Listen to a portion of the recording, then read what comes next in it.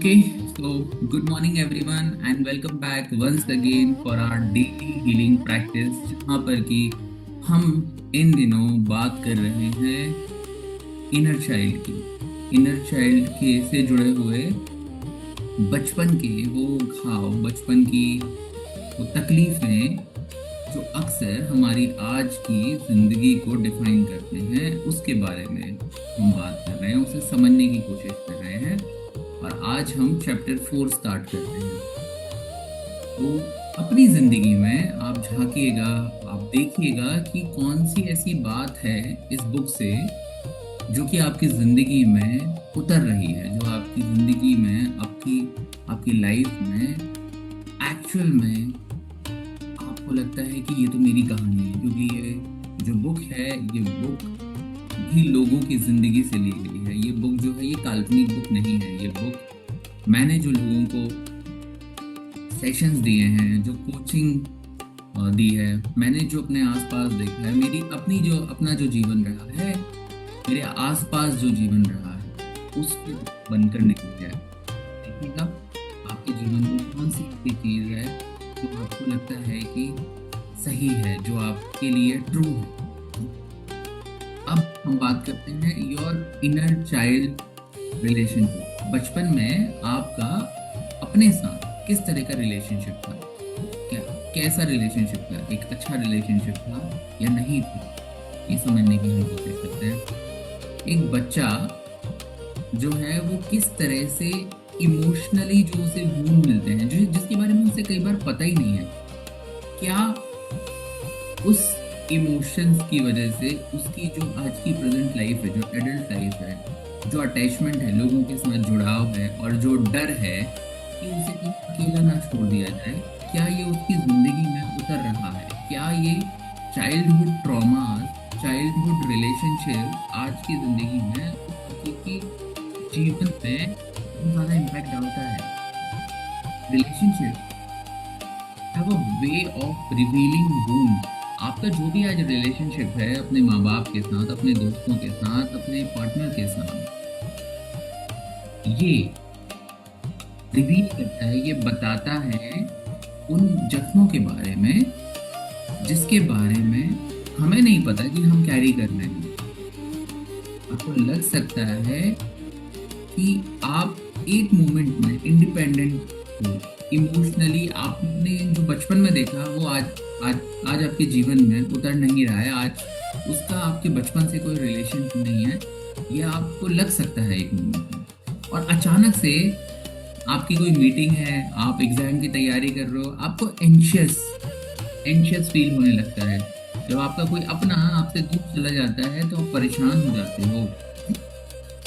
Deeply hurt by small changes in tone.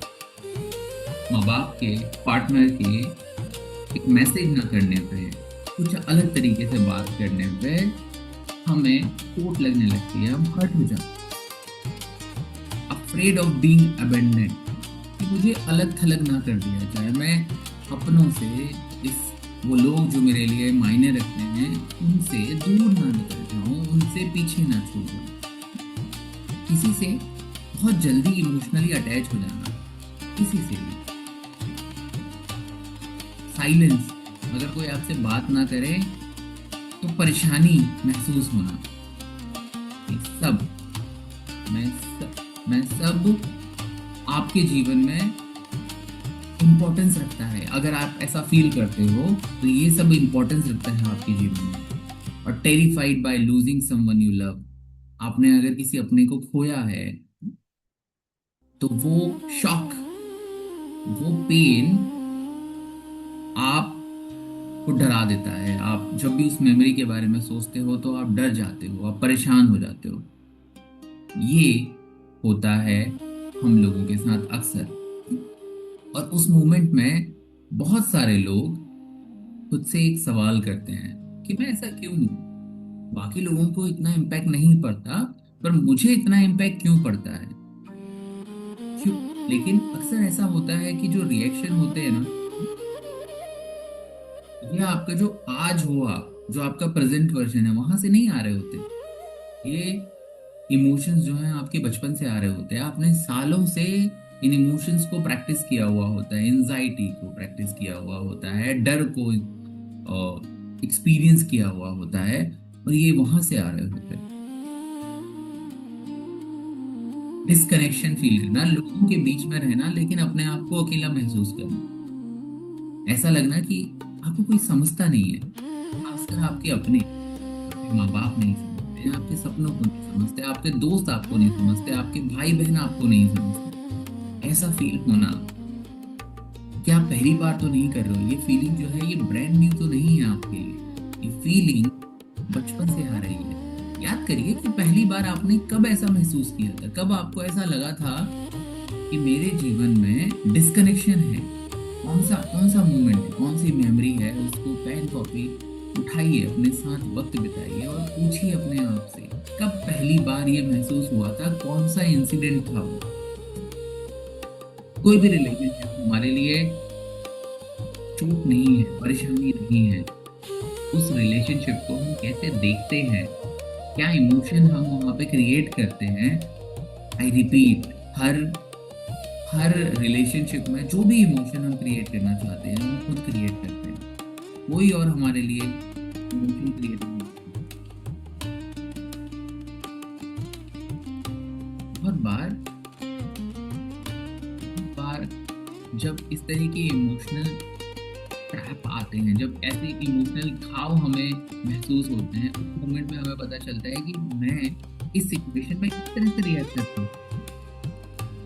कई बार होता है क्योंकि प्यार को, love has a way of activating the inner child more deeply than almost anything else. प्यार में वो ताकत है कि जो इनर चाइल्ड है उसको वो एक्टिवेट कर देता है, जो आपके अंदर चल रहा है। क्योंकि प्यार जो है, अगर 10 इमोशन है तो उसमें से जो लव है वो बहुत ही हायर फ्रिक्वेंसी का इमोशन है। जब आप प्यार की बात करते हो, and प्यार का मतलब सिर्फ ये नहीं है कि आप अपने पार्टनर से प्यार करो। प्यार का मतलब एक छोटे बच्चे से जब आप देखते हो, माँ बाप को देखते हो, जब कोई आपको अप्रिशिएट करता है, कोई आपको कहता है कि आप बहुत सुंदर हो, लड़कों को जब कहा जाता है कि आप बहुत हैंडसम हो, आप अपनी रिस्पॉन्सिबिलिटी बहुत अच्छे से निभाते हो, तो this is a form of saying love, being love. और ये बहुत कमाल की फीलिंग होती है प्यार की। और अगर आपने ये बचपन में फील किया था तो आप आज भी आसानी से फील कर सकते हो, लेकिन अगर आपने बचपन में नहीं फील किया तो आज भी आपके लिए इस इमोशन को फील करना बहुत मुश्किल होता है दोस्तों, बहुत मुश्किल होता है। हम we often love the way we learn to survive। हमने प्यार को महसूस करना नहीं, सरवाइव करना सीख लिया। और इसको हम और डिटेल में समझेंगे कि as a children, as a child, हमने अनकॉन्शियसली सीखा है कि प्यार कैसा होता है। हमने अपने माँ बाप को करते हुए देखा है कि प्यार का मतलब ये होता है पापा रिस्पॉन्सिबिलिटी पूरी करेंगे, मम्मी घर का काम करेंगी, ये प्यार होता है। हमने सीखा है कि इमोशंस को एक्सप्रेस करना सेफ होता है या नहीं होता है। अगर घर पे इमोशन को लोग कोई एक्सप्रेस करता था तो हमें लगता है कि सेफ है, लेकिन अगर कोई एक्सप्रेस ही नहीं करता था तो हमें लगता है कि दुनिया ऐसी ही है, हमें अपने आप को एक्सप्रेस नहीं करना होगा। अगर अफेक्शन इज कंसिस्टेंट, किसी से लगातार अफेक्शन मिलना कंसिस्टेंट होता है या नहीं, whether we are accepted as we are, हम जैसे हैं जो हैं, हमें क्या एक्सेप्ट कर रहे हैं। किसी ने बोला कि तुम स्लो हो, स्कूल में बोला कि पेरेंट्स को, किसी टीचर मीटिंग में बोल दिया गया कि आपका बच्चा पढ़ाई में ध्यान नहीं देता, तो हमने क्या मान लिया कि मैं पढ़ाई में अच्छा नहीं हूँ। टीचर ने एक बार बोला, बट मैंने अपने बारे में हजारों लाखों बार बोला कि मैं पढ़ाई में अच्छा नहीं हूँ। पर वो इमोशन, वो थॉट से एक इमोशन जनरेट हुआ कि बाकी लोग अच्छे हैं, मैं अच्छा नहीं, और वो फिर रियलिटी मेरी बन गई। ये एक्सपीरियंस जो है ना, ये एक ब्लूप्रिंट हमारी जिंदगी में तैयार करते हैं, जो कि जब हम बड़े हो रहे होते हैं तो ये हमारे साथ चलता है। ये इनविजिबल है, ये दिखते नहीं है, पर ये हमारे अंदर ही अंदर होते हैं। ये ट्रिगर होते हैं जब सिचुएशंस आती है। जब प्यार अनप्रिडिक्टेबल था, जब हम बड़े हो रहे थे, तो आज के वक्त आपके लिए भी प्यार बहुत मुश्किल होता है। अगर आपने अपने घर में ये देखा था कि शादी बहुत मुश्किल से होती है, तो with the idea of being married you feel fear. आपको डर लगता है कि शादी नहीं करनी मुझे, क्योंकि आपने अपने घर में देखा कि शादी के बाद तो बड़ा मुश्किल होता है। आपने अपने माँ बाप को बोलते हुए सुना कि शादी मैंने क्यों करनी। Then your subconscious mind says कि शादी अच्छी नहीं होती। जब शादी अच्छी नहीं होती, how can you fall in love with someone? Because that's how we started living our life। और ये हमने बचपन में देखा कि प्यार मेरे लिए मुश्किल होता है। अगर मुझे अफेक्शन माँ बाप से सिर्फ तब मिलता था, अपने दोस्तों से, टीचर से तब मिलता था जब मैं टीचर को फुलफिल कर देता। तुम्हें लगेगा कि प्यार भी ऐसी है, अफेक्शन मुझे तभी मिलेगा जब मैं सामने वाले की जरूरत पूरी करूँ। And that's how our identity became. हमारी आइडेंटिटी बिल्कुल उसी तरह से बनना स्टार्ट हो जाती है। अगर इमोशनल कनेक्शन आपके लिए इनकंसिस्टेंट है, तो आपको लग सकता है कि आपको लोग छोड़ देंगे, कोई आपको समझेगा नहीं, आप अकेले रह जाओ। और अगर आपने उन इमोशंस को डिसमिस करा, अगर उन इमोशंस को आपने एक्सप्रेस नहीं करा, तो आप एक चीज और सीख जाओ कि इमोशन को दबा के रखना, सप्रेस करना बहुत जरूरी होता है। और इस सप्रेशन में आप गुस्सा करोगे, आप चिड़चिड़े हो जाओगे, आपको पता नहीं चलेगा कि आप शांत क्यों हो। हर इंसान बहुत अलग तरीके से बिहेव करता है, लेकिन ये सारे वो लोग होते हैं जो जिनके लिए अपने इमोशन को एक्सप्रेस करना बहुत मुश्किल होता है। और फिर हम गिल्टी होते हैं, गिल्टी फील करते हैं, क्योंकि हमें लगता है कि लोगों को हमें समझ जाना चाहिए हमारे बिना दुख कहे। पर ऐसा नहीं है। आपको अपनी बातें सामने रखनी पड़ती हैं। आप कैसा महसूस कर रहे हो आपको सामने वाले को बताना होता है, लेकिन ये तो हमने बचपन में सीखा ही नहीं। बचपन में नहीं सीखा तो अचानक आज कैसे सीख लेंगे। आप जब कॉलेज जाते हो, जब आप स्कूल जाते हो, आप सालों मेहनत करते हो, पढ़ाई करते हो, तब जा करके तो वो कोर कॉन्सेप्ट समझ में आते हैं। लेकिन अगर आपने वो पढ़ाई ना करी हो, आपने वो प्रैक्टिस ना करा हो, तो क्या आप उस सब्जेक्ट में मास्टरी हासिल कर पाओगे? नहीं। उसी तरह से जो इमोशंस हैं, इन पे हमने काम ही नहीं करा, हमने कभी सिखाया नहीं। जैसे मैंने पहले भी बताया था कि हमारे माँ बाप तो मैनुअल लेकर नहीं पैदा हुए थे कि अच्छा बच्चे को ये इमोशंस सिखाने हैं क्योंकि ये उसकी जिंदगी तय करने वाला है। नहीं, ऐसा नहीं हुआ।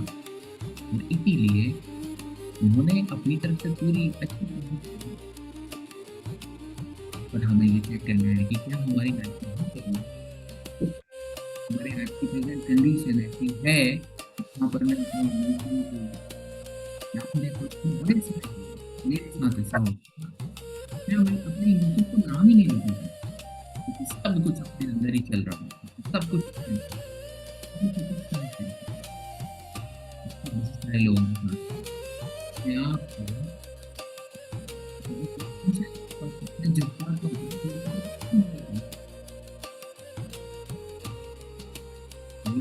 सबसे पेनफुल पार्ट होता है कि सामने वाला सही इंसान में बैड एट रिलेशन और ताना मारते हैं, एक बार वो सामने वाले की इंसान बुरा गलत रिलेशनशिप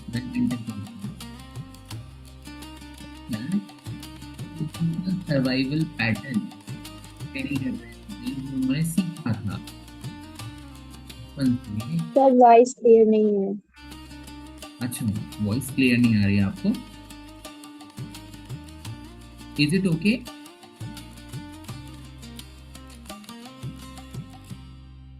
इज दैट ओके?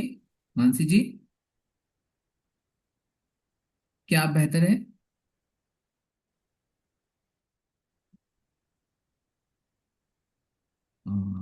जिस ओके, सॉरी। अच्छा, आप सही है। Perfect perfect perfect. Okay, sorry, मैं मैसेज नहीं देख पाया बिकॉज मैं डिलीवर करने में पूरा पूरा फोकस था। So let's continue. आप बता दीजिएगा इफ इन केस अगर वॉइस में कहीं ब्रेक आपको नजर आता है तो। Okay, so let's come back. अक्सर ऐसा होता है कि हम ऐसी सिचुएशन में जब हम इस तरह के रिलेशनशिप में चले जाते हैं तो हमें लगता है कि हमारे आसपास जो हो रहा है वही हमारी जिंदगी में भी होगा। This is how we see our life.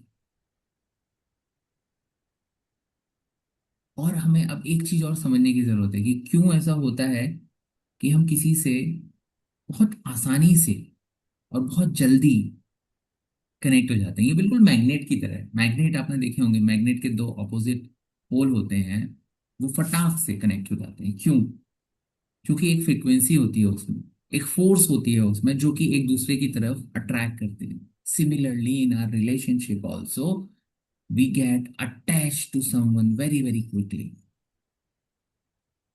क्यों हो जाते हैं वो? इसलिए नहीं क्योंकि वो वीक हैं, या इसलिए भी नहीं कि उनको उस रिलेशनशिप की बहुत ज्यादा जरूरत है, वो बहुत नीडी है, पर इसलिए क्योंकि उनका जो बच्चा है ना, वो डेस्परेटली सर्च कर रहा है। वो उसमें डेस्पिरेशन है, डेस्पिरेशन की जल्दी से कोई एक ऐसा इंसान मुझे मिल जाए जहां पर मैं अपने इमोशंस को सेफली सेफली एक्सप्रेस कर सकूं। और जब कोई आपको ऐसा मिलता है जो आपको अटेंशन देता है, जो आपकी बातों को वैलिडेशन देता है, जो आपसे अफेक्शन रखता है, जो लगातार आपके टच में रहता है, और जो आपको सुनता है, सिर्फ सुनना, ये जो चीजें कर लेता है इंसान, उससे आप बहुत आसानी से कनेक्ट हो जाते हो क्योंकि वो आपकी ये टॉप इमोशनल नीड्स फुलफिल कर रहा होता है। अटेंशन की, वैलिडेशन की, अफेक्शन की, कंसिस्टेंसी की, और आपके साथ प्रेजेंट रहने की, आपकी बात सुनने की। तो फिर आपका नर्वस सिस्टम, जो आपका सबकॉन्शियस माइंड है, वो अटैच हो जाता है उससे बहुत इंटेंशनली। क्योंकि ऐसा लगता है कि कोई कुछ ऐसा आ गया है, कुछ ऐसा मिल गया है जो कि आपकी जिंदगी के लिए बहुत इंपॉर्टेंट है, जो कि आपकी इमोशनल वैलिडेशन को फुलफिल कर रहा है। आप देखिए, आप अपनी जिंदगी में जिस भी इंसान से कनेक्ट हुए, जो भी इंसान आपके लिए सबसे ज्यादा मायने रखता है, वो इंसान आपकी कोई इमोशनल नीड्स को फुलफिल कर रहा होगा। वो इमोशनल नीड आपकी कौन सी है, आप उसे पेन कॉपी पर लिख सकते हो ताकि आपको पता चल जाए कि ये मेरी इमोशनल नीड है, ये इंसान फुलफिल कर रहा है, और इसलिए मैं इस इंसान से बहुत ज्यादा अटैच्ड हूँ। और कमाल की बात दोस्तों, ये आप आज कर सकते हैं क्योंकि आज आप उस इमोशन को मेमोरी के फॉर्म में याद कर रहे हैं। अगर आप उस रिलेशनशिप में, आपने देखा है ना कि जब ब्रेकअप होते हैं लोगों के, तो वो टूट जाते हैं। क्यों? क्योंकि उनका ब्रेन उनको ये कहता है कि अब मुझे वो इमोशनल सेफ्टी नहीं मिलेगी। वो इंसान जो मुझे ये इमोशनल सेफ्टी दे रहा था, जो मुझे ये इमोशंस को, मेरे इस इमोशंस को फुलफिल कर रहा था, वो अब मुझे नहीं मिलेगा। इसलिए हम ब्रेक डाउन कर लेते हैं। ये होता है, और ये बचपन से होते हुए चला आ रहा है। वो बच्चे जिनको माँ बाप से बहुत प्यार मिलता है, जिनका बचपन बहुत ही खूबसूरत होता है, जहाँ पे अफेक्शन, इमोशंस को बहुत वैल्यू दी जाती है, उनके लिए किसी एक अच्छे रिलेशनशिप में एंटर करना बहुत इजी होता है।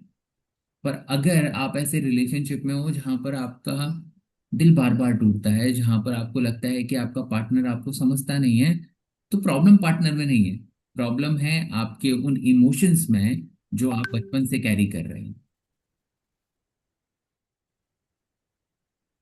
सो एक इंसान जो कि इमोशनल डेप्रिसिएशन में है, डेप्रिवेशन में है, even small amount of emotional connection can feel overwhelming. वो इंसान जिसको कभी किसी ने तारीफ नहीं करी, सोचिए एक लड़की के बारे में जिसकी कभी किसी ने तारीफ नहीं करी, एक लड़का आकर के बोलता है आप बहुत सुंदर हो, तो उस लड़की के मन में क्या होगा?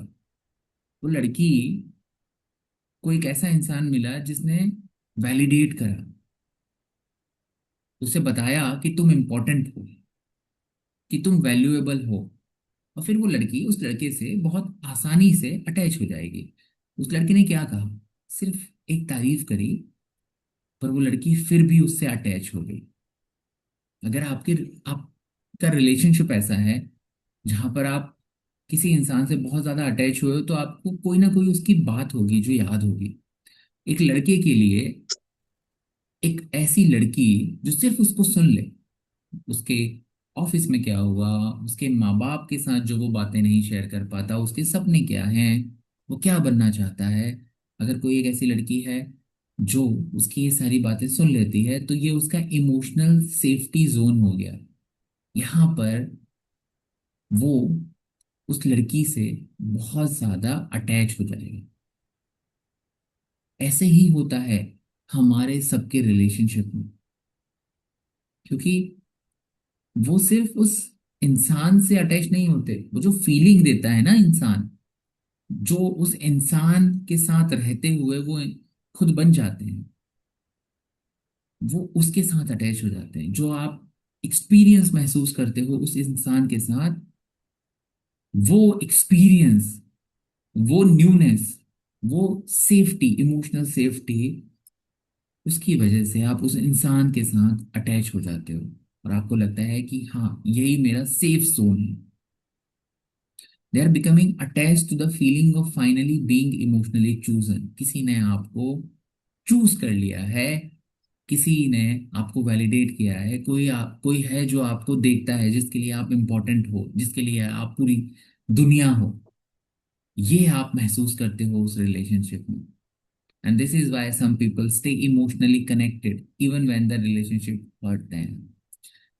और इसीलिए हम जो टॉक्सिक रिलेशनशिप है उसमें अक्सर रह जाते हैं, क्योंकि हमें पता है ये इंसान में 10 कमियां हैं, पर हम उसे छोड़ नहीं पाते। क्यों? क्योंकि वो इंसान मेरी 2 या 3 ऐसी इमोशनल नीड को फुलफिल कर रहा है जो मेरे लिए बहुत इंपॉर्टेंट है। अक्सर अक्सर मेरे पास जो क्लाइंट्स आते हैं, बहुत सारी लेडीज ऐसी हैं जो एक टॉक्सिक रिलेशनशिप में, उनका हस्बैंड उनसे बिल्कुल प्यार नहीं करता, वायलेंट है, बहुत बदतमीजी से बात करता है, बट वो उनको नहीं छोड़ सकती, अलग नहीं हो सकती। और जब मैं उनसे सवाल पूछता हूँ कि क्यों, तो वो कहती है क्योंकि मैं और कहाँ जाऊंगी, मतलब सेफ्टी। मुझे और कौन अब इम्पोर्टेंस देगा? मुझे ये एक टैग मिल चुका है कि मैं वाइफ हूं, तो मैं, और मुझे कौन प्यार करेगा? अगेन वैलिडेशन, कि जैसा है जो है यही है, ठीक है। तो हम उस मोमेंट में उस इंसान के साथ अटैच हो गए, क्योंकि वो इंसान हमारी जरूरतें पूरी कर रहा है।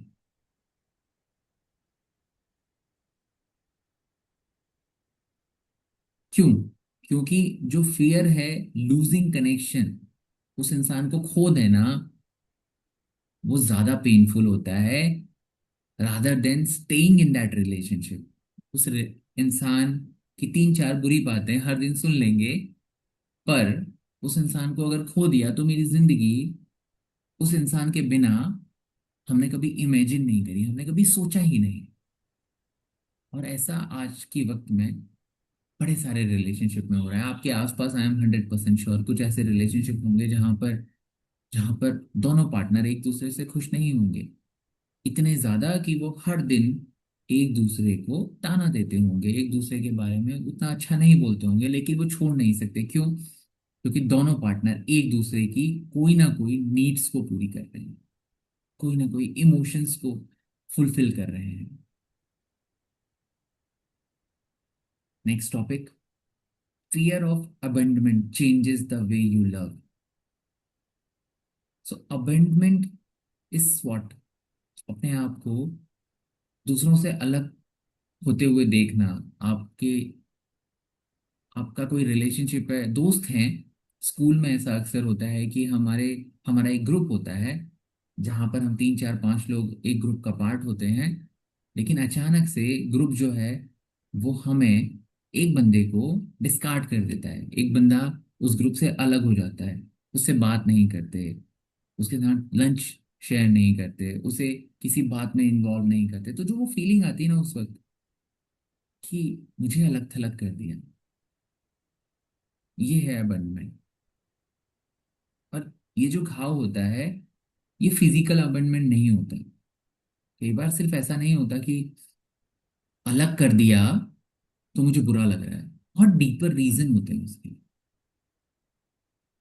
और ये सिर्फ आपके दोस्तों से नहीं आते, ये कई बार पेरेंट्स से आते हैं। जब एक बच्चा फील कर रहा होता है कि पेरेंट्स इमोशनली अनअवेलेबल थे, जरूरतें पूरी हो रही थी, साइकिल आ रही थी, खिलौने आ रहे थे, सब कुछ आ रहा था, लेकिन मैंने आज कैसा महसूस किया, ये बताने के लिए कोई नहीं था, ये सुनने के लिए कोई नहीं है।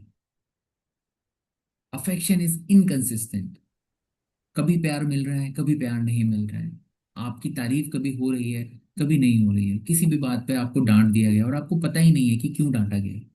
तो जो बच्चों का ब्रेन होता है वो उसे एक्सेप्ट नहीं कर पाता, उस जो जैसे आता है वो उसको वैसे ही रिसीव कर लेता है। कनेक्शन डिसअपियर ड्यूरिंग कॉन्फ्लिक्ट, लड़ाई हुई लेकिन उसके बाद इमोशन लेवल पे जो कनेक्शन बना हुआ था वो छूट गया। और ये बहुत बहुत जरूरी है कि दुनिया में हर रिलेशनशिप में लड़ाई होगी। अगर एक वो खूबसूरत रिलेशनशिप है, अगर वो स्ट्रांग रिलेशनशिप है, तो लड़ाई होगी।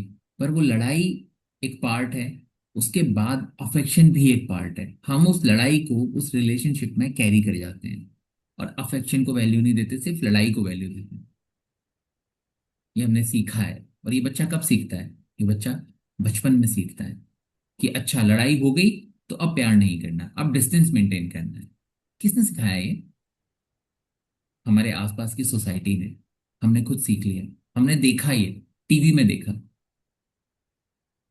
हमारे इमोशंस को इग्नोर करा गया। बच्चों के साथ अक्सर ये कहा जाता है अपने आप को स्ट्रांग बना, तो इग्नोर कर दिया। यह प्यार कंडीशनल था, इस पे हम बहुत बात कर चुके हैं कि प्यार कंडीशनल था। तो बच्चा सीख जाता है कि लोग छोड़ देते हैं इमोशनली।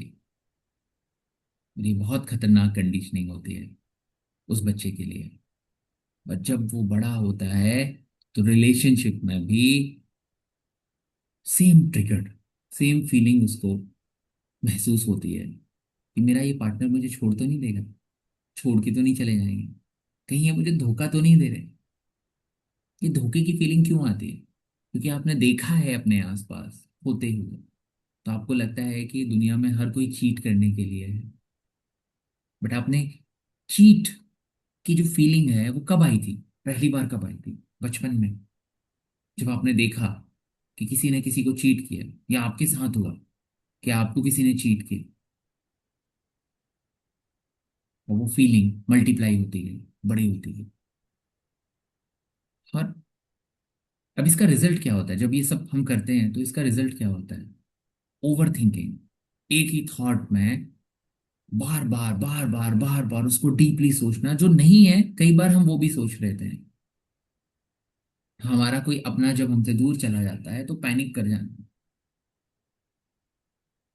ये पेरेंट्स के साथ होता है। मम्मियों के साथ अक्सर होता है, जब उनका बेटा बेटी दूर चले जाते हैं तो वो बहुत घबरा जाती हैं, परेशान हो जाती हैं।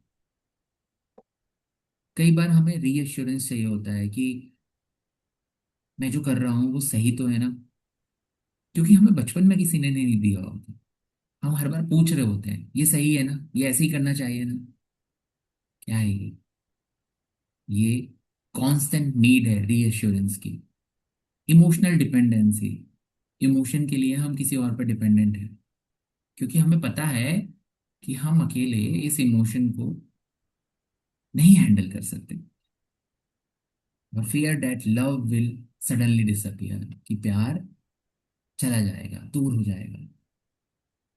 इवन हेल्दी डिस्टेंस, कि काम के सिलसिले में पार्टनर अलग रह रहे हैं, लेकिन वो भी हमें परेशान कर देता है, डर कर देता है कि ये इंसान मुझसे दूर है तो मेरा कनेक्शन भी नहीं बन पाएगा। तो आपने मान लिया कि अगर कोई इंसान दूर है, अगर आपने अपने बचपन में देखा था कि कोई दूर रहते थे तो आपस में वो लड़ते थे, तो आपने, और अगर ये आपकी आइडेंटिटी बन गई है, आपके नर्वस सिस्टम में ये बैठ चुका है, तो आज आपके जीवन में अगर कोई आपका पार्टनर है, आपका कोई अपना है जो आपसे दूर है, तो आपको लगने लगेगा कि अगर वो दूर है तो रिलेशनशिप में उतनी वो स्ट्रांग नहीं रहेगी, रिलेशनशिप मेरा उतना स्ट्रांग नहीं रहेगा। और एडल्ट माइंड इस लॉजिक को बना लेता है, लेकिन जो इनर चाइल्ड है ना, जो आपका इनर माइंड है, वो इमोशनली रिएक्ट करता है। आपका एडल्ट माइंड जो है वो लॉजिकली करेगा कि ठीक है, काम है, जा रहा है, कोई बात नहीं। बट एक फिर दिल में आवाज आएगी, कहीं ना कहीं फीलिंग आएगी कि वो दूर है, अब मेरे रिलेशनशिप का क्या होगा। और ये होता है, बहुत सारे लोगों के साथ होता है। लेकिन हीलिंग तब स्टार्ट होती है जब आप खुद पे शर्म करना बंद कर देते हो, और दैट फियर, उस डर के लिए, और ये समझ जाते हो कि ये कहाँ से आ रहा है। ये आज अचानक नहीं आया, ये बचपन से आ रहा है, जब आप बड़े हो रहे थे वहां से आ रहा है। और इसको समझ पाना, अवेयरनेस लेकर के आ पाना, अपनी जिंदगी में झांकना, देखना कि क्या हो रहा था जब मैं बड़ा हो रहा था, जब मैं बड़ी हो रही थी, तब मेरी जिंदगी में क्या हो रहा था। ये यहां से हीलिंग स्टार्ट होती है। अगला टॉपिक हम कल कवर करेंगे कि why you chase emotionally unavailable people. इसको हम कल नहीं करेंगे। But I want you to tell me कि कुछ ऐसा जो आपने अपनी जिंदगी से रिलेट करा, anything that you feel like कि ये तो मेरी जिंदगी है। कोई ऐसा इमोशन जो आपने अपनी जिंदगी में देखा, तो आप शेयर कर सकते हैं, आप बता सकते हैं। ओके, आज का सेशन बहुत अच्छा था, thank you so much Mansi ji. But जैसे आपने मुझे प्रॉमिस किया है, प्लीज अपनी जिंदगी का जो ग्राफ है ना उसको देखिएगा। जब आप छोटे थे, जब आप, आपकी जो पहली मेमोरी है 3 4 5 साल के, तब आप कैसा महसूस करते थे, कौन से इमोशंस थे, आपके घर की सिचुएशन क्या थी, माँ बाप से कितना प्यार मिला, दोस्तों से कितना प्यार मिला, भाई बहन के साथ आपको महसूस हुआ कि कंपैरिजन होता था। जब आप बड़े हो रहे थे, स्कूल में आपको कैसा महसूस कराया गया, आपने क्या महसूस करा आपके दोस्तों के आसपास, आपके, जब आप कॉलेज में थे तब आप कैसा महसूस कर रहे थे। ये ना, ये पूरी जर्नी है, और ये जो इमोशंस हैं ये हमारे साथ चल रहे होते हैं, हमारे साथ चल रहे होते हैं। तो जाइए, देखिए अपनी जिंदगी को, बारीकी से देखिए, और पता करिए कि आज जो आपकी प्रॉब्लम है ना, आज आज आपकी जो भी प्रॉब्लम है, वो प्रॉब्लम आज की नहीं है, वो प्रॉब्लम बचपन से आ रही है। The moment you realise and understand कि कहाँ से आ रही है, प्रॉब्लम यू सॉल्व हो जाएगी। पर हम ये करते नहीं, ये एक्सरसाइज हम कर नहीं पाते, और यही एक्सरसाइज करना बहुत इंपॉर्टेंट है। और इसीलिए हम ये लंबी एक्सरसाइज कर रहे हैं, हीलिंग से रिलेटेड, इनर चाइल्ड हीलिंग से रिलेटेड। हमें लंबी एक्सरसाइज कर रहे हैं, आई थिंक आज छठवां सातवां दिन है, और हम पूरे 18 चैप्टर कंप्लीट करेंगे इसीलिए। और जो सिक्स्थ, आई थिंक पांचवा छठवां सातवें चैप्टर के बाद हम हीलिंग स्टार्ट करेंगे। बट हम हीलिंग तब करेंगे ना जब हमें पता हो कि मेरी प्रॉब्लम कहाँ से आ रही है। इसीलिए मैं आप सबसे रिक्वेस्ट करता हूँ, अपनी जिंदगी में जाइए, बैठिए अपने साथ, पूछिए अपने साथ वो सारे सवाल, ताकि प्रॉब्लम हमें समझ में आए। So thank you so much for being with me today. Thank you so much, everyone who is here. Satyam ji is here. Satyam ji, thank you so much. Mansi ji, thank you so much. Please आज practice करिएगा, अपने आप के साथ बैठिएगा, सवाल करिएगा, और कल शेयर करिएगा। कल मिलते हैं। Thank you so much, bye bye.